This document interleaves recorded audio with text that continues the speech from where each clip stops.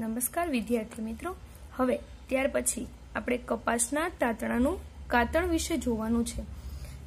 એના માટે સમજવા માટે એક હાથમાં આપણે થોડું રૂ લેશું, બીજા હાથની ચપટી વડે રૂને પકડી રાખો અને એને વળ ચડાવતા ચડાવતા હળવેથી બહારની તરફ ખેંચવાની શરૂઆત કરવાની છે.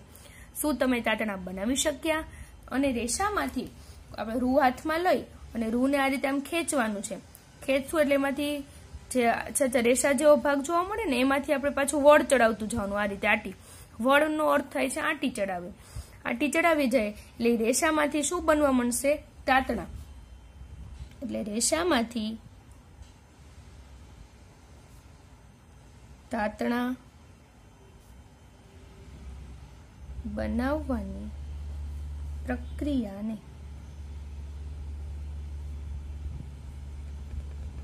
કાતવું કહે છે. રેસામાંથી તાતણા બનાવવાની જે પણ પ્રક્રિયા છે એને શું કહેવામાં આવે છે? કાતવું. રેસામાંથી તાતણું બનાવવાની પ્રક્રિયાને શું કહેવામાં આવે છે? કાતવું. આ પ્રક્રિયામાં રૂના જથ્થામાંથી રેસાઓને બહાર ખેંચી અને વળ ચડાવવામાં આવે છે, જેથી રેસાઓ જોડાઈને શું બની જાય? તાતણા. રૂના જથ્થા હોય એમાંથી રેસાને બહાર ખેંચે. રૂનો આખો જથ્થો હોય, દાખલા તરીકે રૂ છે, એમાંથી એને ખેંચવાના એના રેસા, પછી ઈ રેસા છે એને આમ આટી ચડાવ, વળ ચડાવતું જવાનું, એટલે અસંખ્ય શું બનતા જશે? તાતણાઓ બનતા જશે. કાતવા માટે વપરાતું સાદું સાધન, અને કાતવા માટે જે સાધન વપરાય છે એને હાથ ધરી એવું કહેવામાં આવે છે.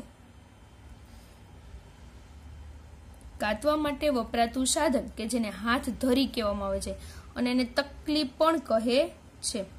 હાથ ધરી અથવા તો શું કહેવામાં આવે છે? તકલી. કાતવા માટે વપરાતું જે સાધન છે એને હાથ ધરી અથવા તો તકલી કહેવામાં આવે છે. અને હાથથી કાતવા માટે વપરાતું અન્ય એક સાધન પણ છે કે જેને શું કહેવામાં આવે છે? ચરખો. આ બધું કાતવા માટે વપરાય. અને કાતવું કોને કહેવામાં આવે? ખાસ યાદ રાખો, રેસામાંથી તાતણા બનાવવાની પ્રક્રિયાને શું કહેવામાં આવે? કાતવું. અને એના માટે કયા સાધનનો ઉપયોગ થાય? હાથ ધરી અથવા તો એને શું કહેવાય? તકલી પણ કહેવામાં આવે છે, અથવા તો બીજું અન્ય સાધન છે કે જેને ચરખો પણ કહેવામાં આવે છે.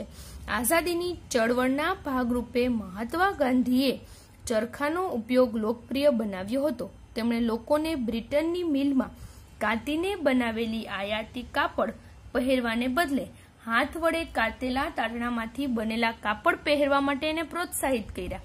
કે અને મોટા પાયે તાતણા છે એને કાતવા માટે કાતણ યંત્રોની મદદ લેવાય છે. કાત્યા પછી તાતણામાંથી કાપડ બનાવવામાં આવે છે. હવે આ બંને સાધનો આપણે જોઈ લઈએ કે તકલી કેવી હોય. હાથ ધરી. આ જે હાથ ધરી છે, આમાં અહીંયા દોરો, અહીંયા જે આ અણીવાળો ભાગ હોય ત્યાં દોરો ભરાવી અને આ રીતે એને રેસા છે ને એને આને હાથ ધરી અથવા તો તકલી ઉપર આ રીતે વળ ચડાવતું જવાનું, એટલે એમાંથી શું તૈયાર થઈ જશે? તાતણા. રેસામાંથી તાતણા બનાવવા હોય તો હાથ ધરી અથવા તો તકલી, અને આપણે કાતવા માટે વપરાતું સાધન કહેવાય કે જેને શું કીધું છે? તકલી, અથવા તો એને હાથ ધરી પણ કહેવામાં આવે છે. રેસામાંથી કાપડ બનાવવા માટે વપરાતું સાધન કે જેને હાથ ધરી અથવા તો તકલી કહેવામાં આવે છે.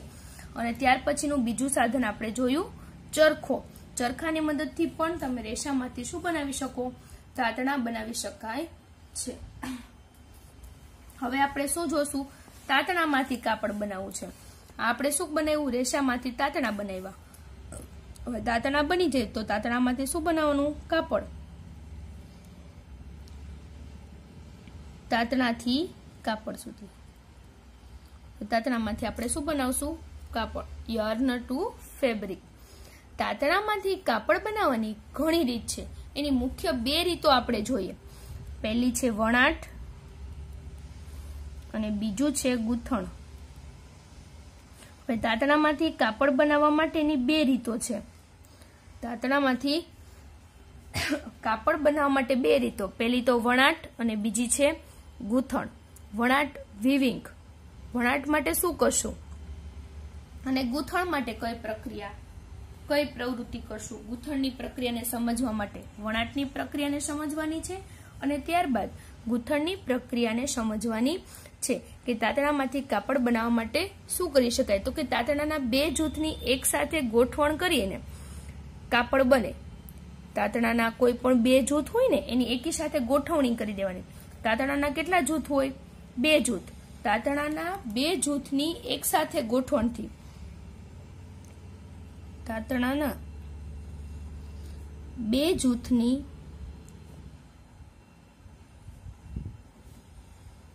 એક સાથે ગોઠવણથી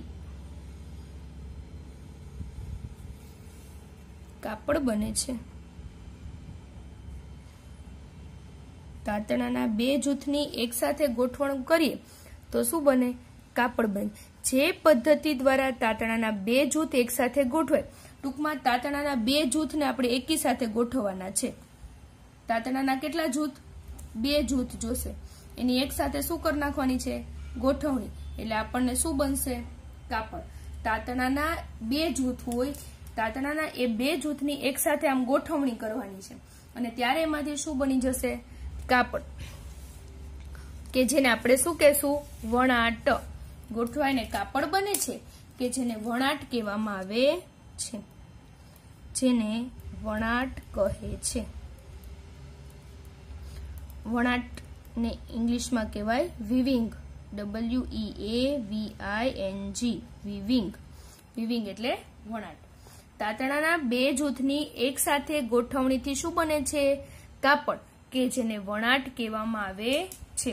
ચાલો આપણે કાગળની કેટલીક પટ્ટીઓ છે એને વણવાની કોશિશ કરીએ. જુદા જુદા રંગની કાગળની બે શીટ લેવાની છે. બંનેમાંથી 30 સેન્ટીમીટર લંબાઈ અને તેટલી જ પહોળાઈ ધરાવતો ચોરસ કાપવાનો છે. હવે બંને શીટને બરાબર અડધી ગળી કરો. આકૃતિમાં દર્શાવ્યા મુજબ એક શીટ ઉપર તથા આકૃતિમાં દર્શાવ્યા મુજબ બીજી શીટ ઉપર રેખા દોરવાની છે અને બંને શીટને તૂટક રેખાથી કાપી નાખો. એટલે આ રીતે બે કલરની લીધી છે, ગ્રીન ને એક રેડ. એકની આ રીતે પટ્ટીઓ છે એ કાપી નાખવાની છે અને આ રીતે વચ્ચે પટ્ટી કરીને આ રીતે એમાં પોરવતું જવાનું છે. આકૃતિમાં બતાવ્યું છે ને એ રીતે આખું એક પ્લેન પેજ છે. ગ્રીન અને રેડ જે આ ઓરેન્જ તમને દેખાય છે એની પટ્ટીઓ કાપી લેવાની. પછી પટ્ટીઓ છે એનામાંથી શું કરતું જવાનું છે? આખી પટ્ટી છે એનામાંથી પસાર કરી દેવાની. એક સરખા તાતણા છે એના એક સરખા શું લીધા? પેલા બે જૂથ લીધા, એની એકી સાથે ગોઠવણી કરવાની છે, કે જેને આપણે શું કહીએ? તાતણાના બે જૂથ છે એ એકી સાથે એની ગોઠવણી થાય ને ત્યારે આખું કાપડ બને. તો કાપડ છે એ આ રીતે કંઈક બનતું હોવું જોઈએ. કાગળની પટ્ટી વડે વણાટની ક્રિયા કરી છે અને ખોલો. આકૃતિ સીમા દર્શાવ્યા મુજબ કપાયેલી જગ્યાએથી એક પછી એક પટ્ટીને શીટમાં વણી લો.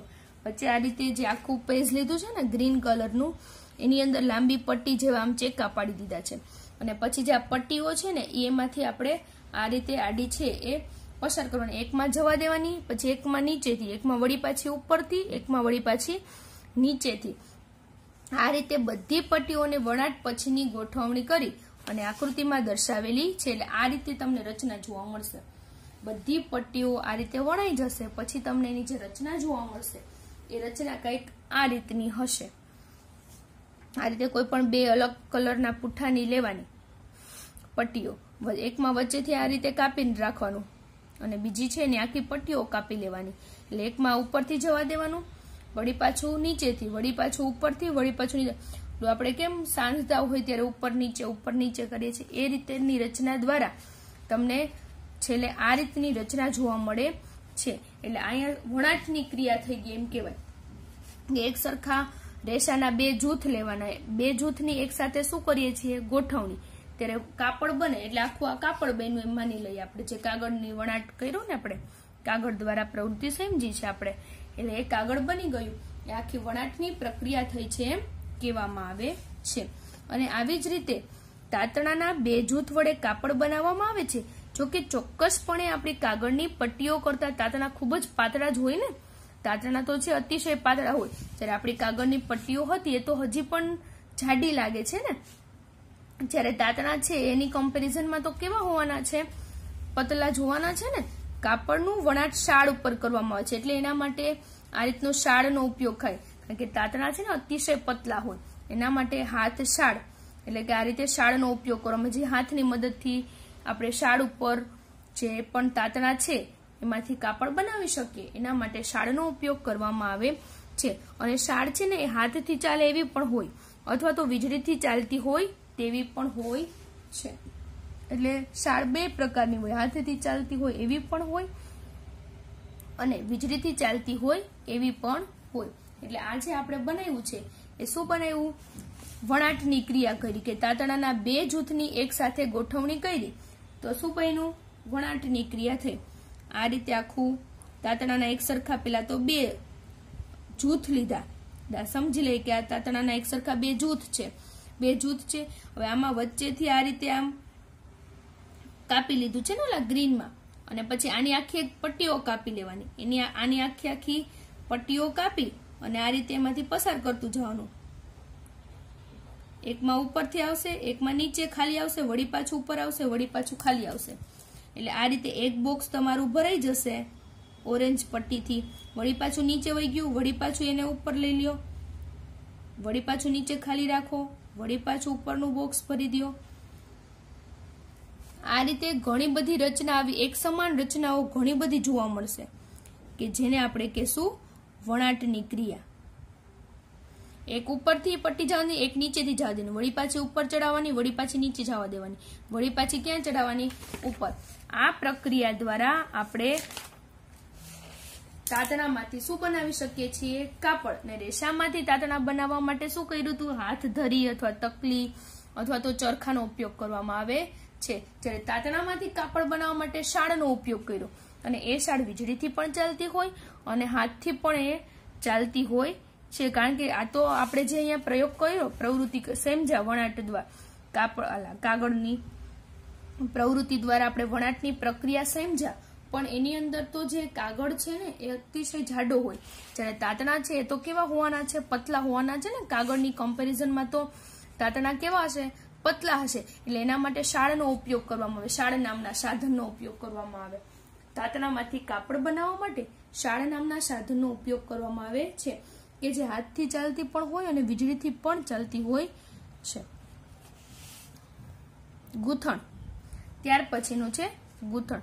ગૂંથણ તો બધાને આઈડિયા હોય છે, પેલા સ્વેટર ને ઊનની વસ્તુના જે રૂમાલ બનાવીએ છીએ, મોજાઓ બનાવે છે. મેં પેલો સુયો લઈ અને ઊનના દોરા જે કલર વાળા આવે છે ને, ઊનના દોરાથી આપણે બધા નવા બધા કપડાઓ બનાવીએ છીએ. મોજા હોય, હાથ રૂમાલ હોય, ટેબલ રૂમાલ હોય, સ્વેટર હોય, ટોપીઓ હોય.